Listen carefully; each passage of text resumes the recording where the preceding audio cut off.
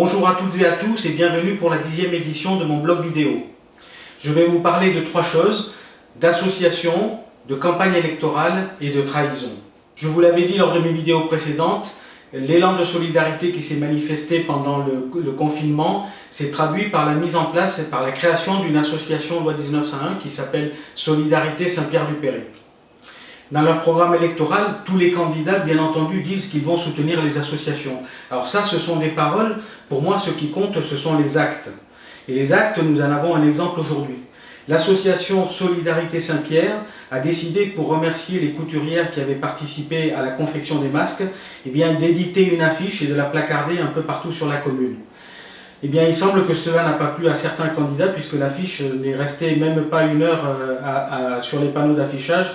Elle a tout de suite été soit arrachée, soit recouverte par les panneaux des candidats. Je pense qu'une petite trêve, au moins d'une journée, aurait été la bienvenue pour remercier les personnes qui ont donné de leur temps pour participer à cet élan de solidarité. Apparemment, tous les candidats ne l'entendent pas de cette façon et c'est bien dommageable pour notre commune.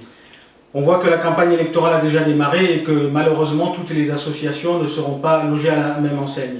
Alors moi pour ma part je peux vous garantir que si je suis élu, toutes les associations auront droit de citer, elles seront toutes aidées de la même manière, quelles que soient les personnes qui composent ces associations, parce que c'est comme ça que doit se comporter un maire. Un maire est le maire de tous les citoyens et pas seulement de ses amis. Alors la campagne a démarré tambour battant, aussi bien sur les réseaux sociaux que dans nos boîtes aux lettres. De nombreuses publications ont été distribuées par les différents candidats.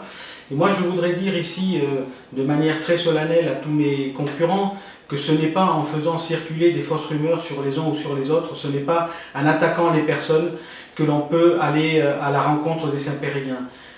Pour ma part, et c'est la consigne que j'ai donnée à tous mes colistiers, je refuse de rentrer dans cette logique.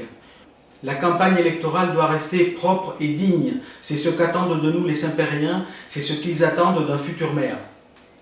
Je reviens une minute sur l'événement important de la semaine, le conseil municipal qui était dédié au débat d'orientation budgétaire. Alors pour ceux qui ont pu veiller tard, vous avez pu le suivre en direct sur YouTube. C'est un conseil qui a duré quand même près de 4 heures et comme à son habitude, la maire sortante a fait traîner les débats, a délayé les débats pour noyer un peu les interventions des uns et des autres dans un flot de réponses qui n'avaient pas de rapport avec le sujet évoqué du débat d'orientation budgétaire. Je ne sais pas si ce débat aura été utile. Dans tous les cas, ce que l'on a constaté, c'est que, en gros, la maire sortante nous propose de revenir à la situation qui était celle d'avant 2014 et que tout irait mieux à l'avenir. Voilà, je vous laisse juge de cette proposition. Pour terminer, je vous ai dit que je vous parlerai de trahison.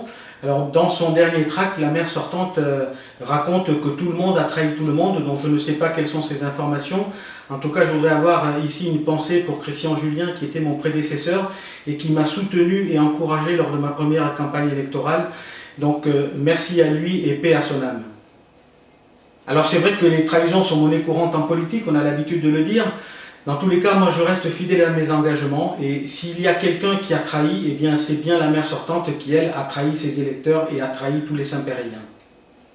Voilà mes chers concitoyens, merci de votre écoute et à très bientôt pour une prochaine vidéo. Au revoir.